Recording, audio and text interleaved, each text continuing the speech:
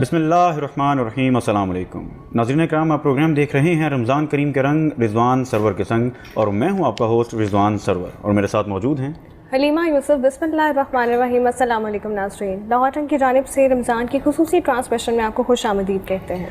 ناظرین اکرام، ابتدا ہے اس نام سے جو بڑے نام والا ہے، بڑے کام والا ہے۔ ہر صبح کی صبح اس کے نام، ہر شام کی شام اس کے نام، اس کے نام سے کہ میری جوانی جس کے دم سے، یہ رت مستانی جس کے دم سے، پانی میں روانی جس کے دم سے، اور دنیا کی کہانی جس کے دم سے، اس کے نام سے کہ ہر روز کا آنا جس کا ہے، ہر روز کا جانا جس کا ہے، ہر ایک گھرانہ جس کا ہے، اور یہ سارا زمانہ جس کا ہے، اس کے نام سے کہ جو تھا بھی ہے بھی ہوگا بھی، جو اس بھی ہے جو اس بھی ہے، جو یہ ہے وہ ہے جس بھی ہے، جو پھول بھی ہے اور خوشبو بھی اور رنگ کا بولتا جادو بھی، جو لفظ بھی ہے اور معنی بھی اور آپ ہی اپنا ثانی بھی، جو تیرا میرا سب کا ہے، یہ جو بھی ہے سب رب کا ہے۔ ناظرین اکرام، پروگرام کا باقاعدہ آغاز تلاوت کلام پاک سے کریں گے، اور انتہائی خوبصورت آواز کے حامل قاری محمد طیب چشتی صاحب ہمارے ساتھ موجود ہیں۔ قاری صاحب، تلاوت کلام پاک پیش کیجیے۔ بالله من الشيطان الرجيم،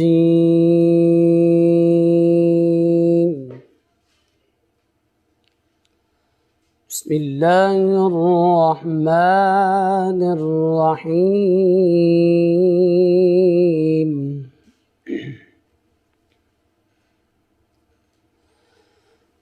خلق الإنسان من صلصال كالفخار،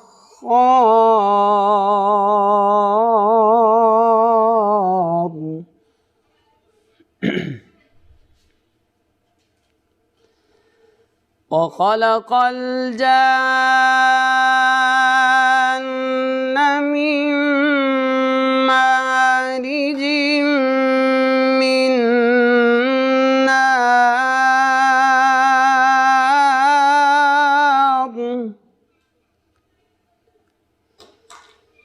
فبأي آلاء ربكما تكذبان،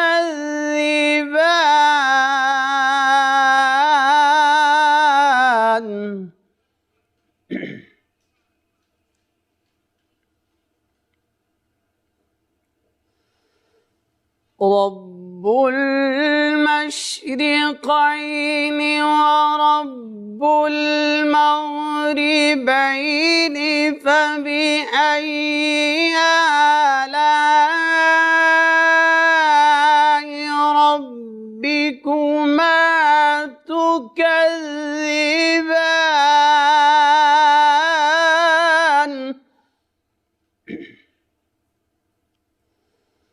مرج البحرين يلتقيان،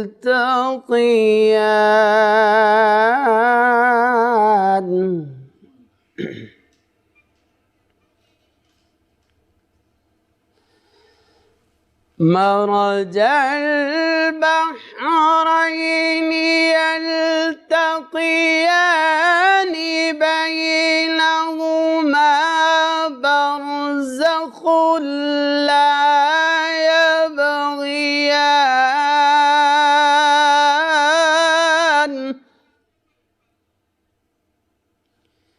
فبأي آلاء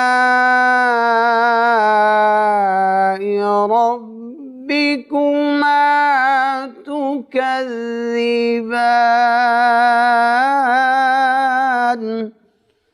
صدق اللہ العظیم۔ جزاک اللہ قاری صاحب، بہت خوبصورت ماشاءاللہ۔ ناظرین اکرام، آج کے پروگرام میں ہم بات کریں گے کہ گداگری ایک مجبوری ہے یا ایک پیشہ بن چکا۔ آج کے معاشرے پہ ہم بات کریں گے کہ آیا ہماری جو قوم ہے یہ محنت سے بھاگ رہی ہے، یا ہم اس کو آسان اگر الفاظ میں بات کریں تو یہ جو رحمت تھی وہ زحمت بن گئی، یا پھر پیشہ اس طرح ہم کہیں کہ بدماشی کی حد اختیار کر چکا۔ اس میں دین نے ہمیں کیا حکم دیے ہیں، اس کے حوالے سے آج پینل میں ہمارے ساتھ موجود ہوں گے مفتی محمد احمد خان سعیدی صاحب۔ مفتی صاحب کو خوش آمدید کہتے ہیں، اور اس کے ساتھ ساتھ ہمارے ساتھ آج موجود ہوں گی LKF فاؤنڈیشن کی پریزیڈنٹ مس لیلما خان صاحبہ، آپ کو خوش آمدید کہتے ہیں۔ مفتی صاحب، آپ کی جانب آؤں گا، کیا کہیے گا کہ یہ جو گداگری ہے یہ ایک مجبوری ایک طرف ہم محسوس کرتے تھے، ایک وقت تھا، آیا یہ پیشہ بن چکا؟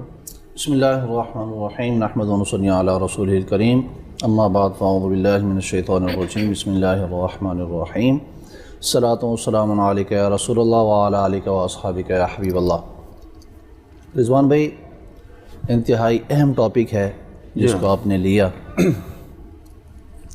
یہ حقیقت ہے کہ ہمارے معاشرے کے اندر ہر طرح کے لوگ موجود ہیں، جی، ضرورت مند بھی موجود ہیں، بالکل، اور ان ضرورت مندوں کے اندر بھی مختلف کیٹیگریز ہیں۔ ایسے ہی، کچھ تو ایسے ہیں کہ جو ہاتھ کا پھیلانا موت سمجھتے ہیں، بالکل، کچھ ایسے ہیں کہ جو ضرورت مند ہیں، ضرورت کے ہی پیش نظر وہ ہاتھ پھیلانا مجبوری ہے ان کی، اس کے سوا چارہ نہیں، وہ پھیلا دیتے ہیں۔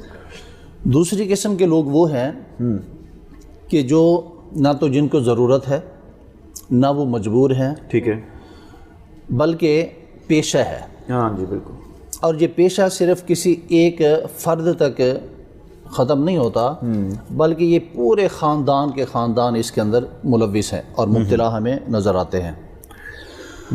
دین اسلام کی نظر اور دین اسلام کی روشنی میں جب ہم دیکھتے ہیں، انبیاء کرام علیہ السلام کو دیکھیں، حضرت آدم علیہ السلام سے ہم دیکھتے ہیں، جی ہاں، اس وقت کس قدر ترقی تھی؟ کوئی نہیں تھی، لیکن اس وقت بھی اپنی ضروریات کو پیش کرنے کے لیے، ضروریات کو پورا کرنے کے لیے، اور اپنے گھر کو، اپنے گھر والوں کو، اپنے پیٹ کو پالنے کے لیے محنت اور مشقت سے کام لیا گیا۔ بالکل، جب حضرت آدم علیہ السلام زمین پر جب گر ہوتے ہیں، جنت سے زمین پر آتے ہیں، تو زمین پر آ کر وہ کھیتی باڑی کرتے ہیں، محنت کرتے ہیں، اور اللہ کے پہلے نبی کا کھیتی باڑی کرنا، اپنے ہاتھ سے کما کر کھانا، یہ اللہ کی طرف سے سب سے پہلا ہمارے لیے سبق ہے کہ وہ میرے نبی ہیں، میں اگر چاہتا تو ان کے لیے میں جنت سے جو ہے ان کی خوراک بھیج سکتا تھا، لیکن اللہ نے ایسا نہیں کیا۔ اچھا، اگر ایسا ہو بھی جاتا تو اس کا نیگیٹو پہلو کیا ہوتا؟ اس کا نیگیٹو پہلو وہ ہوتا، اس کو یاد کریں بنی اسرائیل کے اس واقعے کو کہ جن کے لیے کھانا اللہ تعالیٰ جنت سے بھیجتا تھا، سبحان اللہ، لیکن ان لوگوں نے کیا کیا؟ اس کی ناشکری کی، محنت مشقت نہیں کرنی پڑتی تھی، تو انہوں نے کہا جناب سانو اس طرح نہیں تھے، اس طرح سے کھانا دیو۔ جی ہاں، جی ہاں، بالکل بالکل، تو اللہ قدر نہیں کی انہوں نے۔ تو جو چیز آپ محنت اور مشقت سے حاصل کرتے ہیں اس کی آپ کے ہاں ویلیو ہوتی ہے، اور جو آپ کو بغیر محنت اور بغیر مشقت کے میسر آ جاتی ہے اس کی ویلیو نہیں رہتی۔ تو دین اسلام ہمیں محنت کا حکم دیتا ہے، اور ویسے بھی یہ جنگی اصول ہے کہ وہ قومیں کہ جو حالت امن میں اپنا جو ہے وہ پسینہ نہیں بہاتی ہیں، وہ حالت جنگ میں اپنا خون بہاتی ہیں۔ اللہ اکبر۔ مفتی صاحب، آج کے دور میں جب ہم دیکھتے ہیں ڈیفرنٹ سگنلز پہ چلے جائیں، اشاروں پہ چلے جائیں، اب تو رش لگ چکا ہے، بے شمار لوگ یہ کام کرنا شروع ہو گئے ہیں، پیشہ بن گیا ایک، آئے وہ اپنا حق سمجھتے ہیں، تو میں جاننا چاہتا ہوں کہ آپ بیان کر دیجئے کہ دین کا اس کے بارے میں کیا حکم ہے؟ اس حوالے سے وہ اشاروں کے اوپر مجھے ایک بات یاد ہے، پچھلے دنوں جو ہے وہ ایک خبر آئی ہوئی تھی کہ چند بھکاریوں نے مل کر اس جگہ کا اشارہ جو ہے وہ خراب تھا۔ اچھا، اشارہ جب خراب تھا تو ٹریفک جو رکتی نہیں تھی وہاں، جی، جس کی مرضی آتا تھا چلا جاتا تھا، تو تمام بھکاریوں نے مل کر فن اکٹھا کیا، ٹھیک ہے، اور وہاں کے اشارے انہوں نے خود درست کر، کیا بات، تاکہ گاڑیاں رکیں اور ہم ان سے مانگ سکیں۔ ٹھیک ہے، تو یہ صورتحال ہے۔ اب وہاں پر بھی دو طرح کے لوگ ہیں، یعنی یہ مفتی صاحب فقیر تو نہ ہوئے، فقیر تو کہتے کسی اور کو ہیں، یہ تو معاملہ یہ ہے کہ یعنی پوری پلاننگ کے تحت۔ جی بالکل، میں اپنے اچھی طرف توجہ دلائی کہ فقیر کہتے کس کو ہیں؟ فقیر کہتے ہی اس کو ہیں کہ جس کے پاس ایک ٹائم کا کھانا بھی نہ ہو۔ جی ہاں، اور جہاں پر ان لوگوں کے ہاں دیکھیں تو وہ ایک رپورٹ آئی ہوئی تھی، اس رپورٹ کے اندر ایک ہی دن کے اندر یہ صاحب جو بھیک مانگ رہے تھے، گداگری کر رہے تھے، اس صاحب کے پاس لباس کے اندر جتنے بھی جیبیں تھیں وہ سارے کے سارے پیسوں سے بھری ہوئی تھی۔ بلکہ اس پہ کچھ رپورٹس بھی چلیں کہ اسی طرح جب یہ تو مافیاز ہیں پورے، اور ایک پک اپ آتی ہے اور وہ پک کرتی ہے اور ڈراپ کرتی ہے، سارے اس طرح کے معاملات، تو ان کے بارے میں کوئی قانون سازی تو ہونی ہی چاہیے۔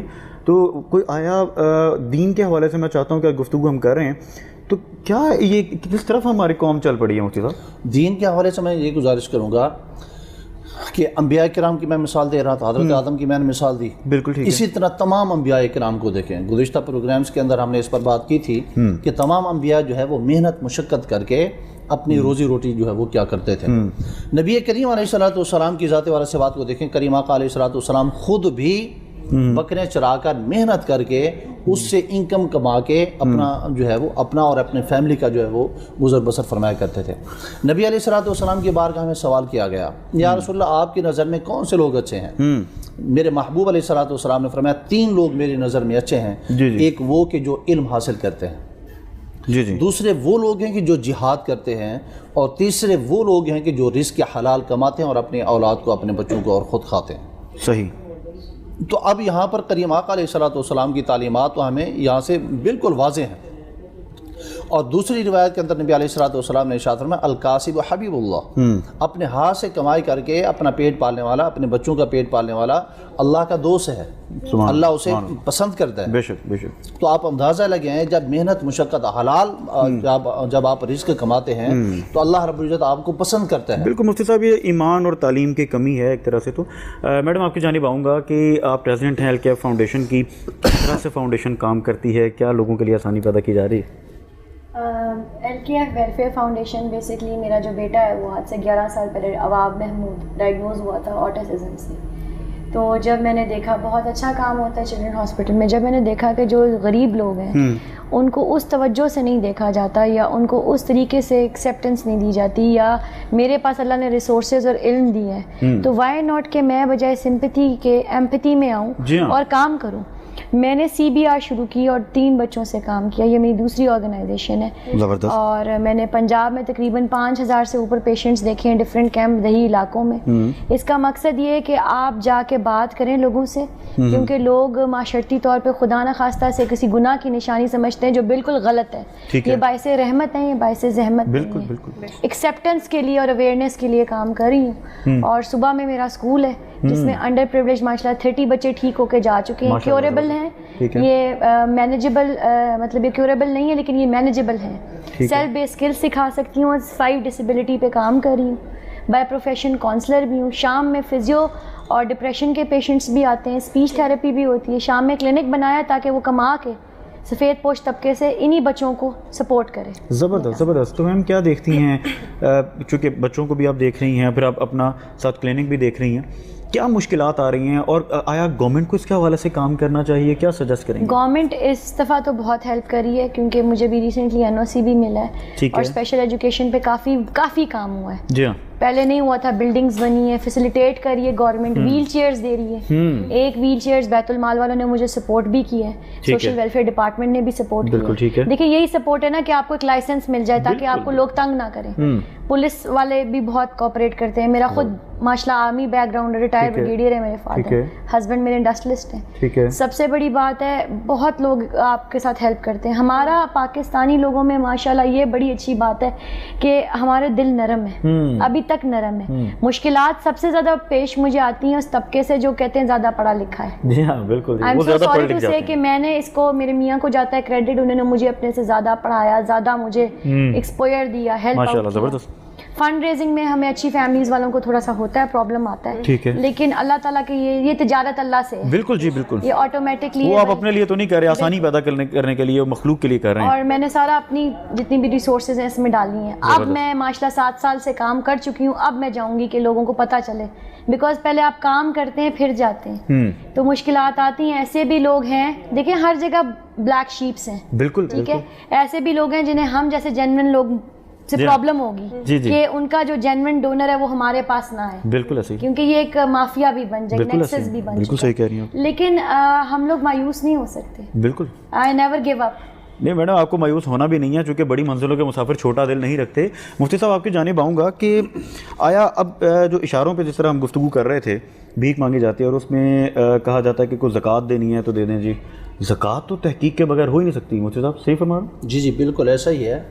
ہمارے ہاں ایسا ہوتا ہے کہ لوگ تھوڑی سی محنت اور مشقت کیے بغیر بھی کون جائے اور تحقیقات کرے گا کون مستحق ہے کون نہیں ہے, تو یہ تھوڑی سی مشقت کرنے کی بجائے وہ جو بھی ان کے در پر آ گیا, لائن لگ گئی, لوگوں کو انہوں نے بانٹ دیا, جناب ہمارا حق ادا ہو گیا. بالکل ایسا نہیں ہوتا.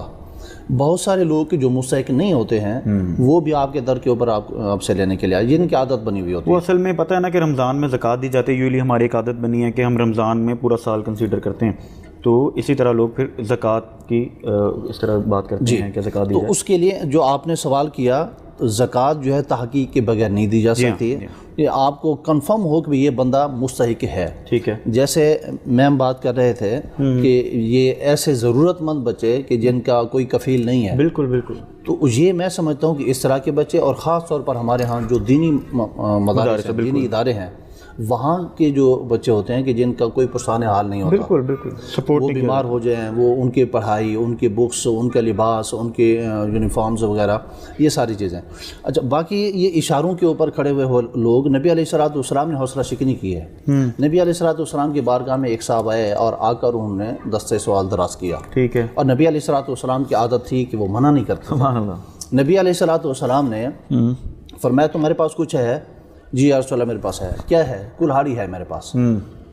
کلہاڑی ہے، دستہ نہیں ہے. نبی علیہ السلام نے کلہاڑی لی اور دستہ اس کے اندر خود سے ڈال کے دیا اور فرمایا یہ پکڑو اور جاؤ اور جنگل کے اندر جا کر لکڑیاں کاٹو اور ان کو سکھاؤ اور بازار کے اندر جا کر بیچ کر اپنا اور اپنے بچوں کا جو ہے وہ کھانے پانی کا انتظام کرو. تو نبی علیہ السلام نے اس طرح جو ہے، اچھا، اور اسی طرح ہم بھی اگر اس چیز کو لیں اور کریں کہ وہ لوگ جو ہمارے پاس بھیک مانگنے کے لیے آتے ہیں، ہم ان کو ڈائریکٹ دینے کے، ہم ان کے لیے کوئی مستقل ریسرچ کرنے کے بعد، تحقیق کرنے کے بعد مستقل بنیادوں کے اوپر ہم ان کے لیے کچھ ایسا کر کے دیں کہ وہ ان کو بھیک نہ مانگنی پڑے. بالکل بالکل بہترین. مفتی صاحب بتائیے گا کہ جو لوگ آج کل سڑکوں پر مانگ رہے ہیں، وہ جو حقدار لوگ ہیں، ان کا حق مار رہے ہیں، اس بارے میں آپ کیا کہیں گے؟ جی بالکل ایسا ہی ہے. سڑکوں کے اوپر کھڑے ہوئے لوگ جو ہیں وہ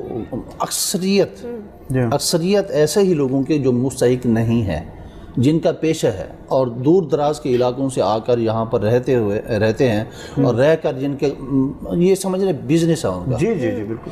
اور یہ واقعی میں ناجائز اور حرام ہے، اور شریعت نے اس کی جو ہے مذمت کی ہے اور اس کی حوصلہ شکنی کی ہے. اس سے بچنا چاہیے اور ہمیں بھی ممکن حد تک جہاں تک ہم سے ہو، اور یہ ہمارے سرکاری اداروں کی بھی ذمہ داری ہے. بالکل اسی پہ مفتی صاحب میں آ رہا تھا کہ قانون سازی کس طرح سے ہونی چاہیے، اور یہ آیا ریاست کی بھی تو ذمہ داری ہے؟ جی بالکل ریاست کی ذمہ داری ہے. بلکہ میں ایک وہ کوٹ کروں گا، حضرت عمر رضی اللہ تعالیٰ عنہ کا دور ہے، اور آپ نے دیکھا کہ ایک بھیکاری جو ہے بھیک مانگ رہا ہے. ایک بندہ بھیک مانگ رہا ہے. آپ نے پوچھا بھی بھیک کیوں مانگ رہے ہو؟ تو وہ غیر مسلم تھا. مسلمان نہ ہونے کے باوجود جو ہے آپ نے پوچھا کہ بھی کیا کر رہے ہو؟ تو اس نے کہا کہ میں بھیک مانگ رہا ہوں اور مجبور ہوں. میں میرے سورسز نہیں ہے کہ میں بیٹھ کر کھا سکوں، یا میرا کوئی اور نہیں ہے کھلانے والا کہ جو بٹھا کر مجھے کھلا سکے. ٹھیک ہے. تو حضرت عمر رضی اللہ تعالیٰ عنہ نے آرڈر جاری کیے بیت المال کو کہ یہ وہ لوگ ہیں کہ جنہوں نے جوانی کے حالت میں تو مزدوریاں کی، محنت مشقتیں کی، اور انہوں نے کما کر ہمیں ٹیکس دیے. اب کیا یہ جب بوڑھے ہو جائیں گے تو یہ کیا بھیک مانگیں گے؟ نہیں. صحیح. ان کے لیے آپ نے بیت المال سے وظیفہ جاری کیا. اچھا. تحقیق کرنے کے بعد آپ نے وظیفہ جاری کیا. تو ہماری بھی ریاست کو یہ چاہیے کہ وہ بھی اس طرح کے لوگوں کی تحقیقات کر کے ان کے لیے ممکنہ طور پر جو ہے ان کے لیے آسانی پیدا کریں. میڈم آپ کی جانب آؤں گا، کیا کہیں گی، چونکہ آپ لوگوں کے لیے آسانی پیدا کر رہی ہیں اور اس میں اوبیسلی فنڈ ریزنگ میں بھی آپ کو پرابلم آتی ہے، تو کیا وہ ایسی مشکلات ہیں جن کا آپ کو سامنا کرنا پڑتا ہے اس معاملے میں؟ مجھے مشکلات کا یہ سامنا کرنا پڑتا ہے کہ جب میری ٹیم، میں اخباروں سے نہیں پھینکواتی فلائر، میری ٹیم جاتی ہے گھروں میں بات کرنے. بہت سارے گھروں کے مرد بہت رجڈ ہیں. ٹھیک ہے. خدا نہ خواستہ یہ کسی عورت کو بلیم گیم نہیں کر سکتے. آپ آئیں بات کریں، آئیں میں کونسلر، آئیں میں اویلیبل. دونوں میاں بیوی جب تک اس میں اللہ کی رضا میں راضی نہیں ہوں گے تو وہ نہیں بخشے گا، صحت بھی نہیں آئے گی. It took me time as well کہ میرے ہسبینڈ کو 2 years لگے ڈینائل میں، but I never gave up. So یہ ہے کہ ماں باپ دونوں میوچلی جب کرتے ہیں تو ہماری تھراپی تب کام کرتی ہے. وہ ہمارے پاس وقتی طور پہ آتے ہیں نا، بالکل ایسے. باقی تو ری انفورس ہیں. میں IEPs دیتی ہوں، انڈیویجول ایجوکیشن پلان بناتی ہوں. ہر بچے میں کوئی نہ کوئی قابلیت اور صلاحیت ہے. بالکل بالکل. ٹھیک ہے، وہ اس قابل تو بن جائے کہ واش روم ٹرینڈ ہو. کل کو ماں باپ نہیں رہ جاتے تو ماں باپ کی کتنی بڑی ٹینشن ہے. بالکل بالکل. میں کہتی ہوں کہ معاشرتی طور پہ اس عورت کے اور بھی بچے ہوتے ہیں، اس پہ برڈن ہوتا ہے. سسرال جوائنٹ فیملی سسٹمز ہیں ہمارے زیادہ، تو پلیز اسے انکریج کریں. یہ اللہ کی رضا ہے، کسی کو آپ بلیم نہیں کر سکتے. بالکل بالکل. جو مجھے اب تک فیس کرنا پڑتا ہے پڑھے لکھی عورتوں کے ساتھ بھی، کہ وہ ڈپریشن میں چلی جائے. میں سیلیبریٹ کرتی ہوں، خدا نے مجھے چوز کیے. زبردست. میں اپنے بیٹے کو سیلیبریٹ کرتی ہوں اور میں خدا کی شکر گزار ہوں کیونکہ اس نے مجھے عزتیں بخشی ہیں. اس کی وجہ سے میں 7-8 ہزار بچہ دیکھ چکی ہوں. زبردست ماشاءاللہ. یہ وہ ہے جو عواب ہے، جو عواب کا مطلب بھی ہے جنت کا دروازہ. اور میرے ابو ہمیشہ کہتے ہیں کہ بیٹے اللہ تعالیٰ کسی کو چوز کرتا ہے, رونے دھونے سے زیادہ بہتر ہے آپ کام کریں. خدا نے آپ کے اندر ایک دی ہوئی ہے نا جذبہ, بالکل اللہ چوز کرتا ہے. یہ مشکل آتی ہے کہ میں چاہتی ہوں کہ ماں باپ اور سارے لوگ نا کمیونٹی, ایک گھر میں جب ایک عورت پہ بلیم اور پریشر آتا ہے, اٹس ناٹ ایزی. میرے ہسبینڈ میرے ساتھ نہ کوآپریٹ کرے تو پورا میں کام نہیں کر سکتی. صبح وہ فجر تک سوتا ہے, ٹھیک ہے, میں میڈیسنز نہیں دیتے, میڈیسن سے ایپیلیپسی آتی ہے. میں چاہتی ہوں کہ ان کی ٹریننگز ہو پیرنٹس کی, اور اردو میں ٹریننگ دینے کو بھی تیار ہوں. زبردست, کیونکہ یہ سب سے بڑی پریشر ہے. زبردست. میں اللہ پاک آپ کے لیے آسانی پیدا کرے. ابھی وقت ہوا ہے ایک چھوٹے سے وقفے کا.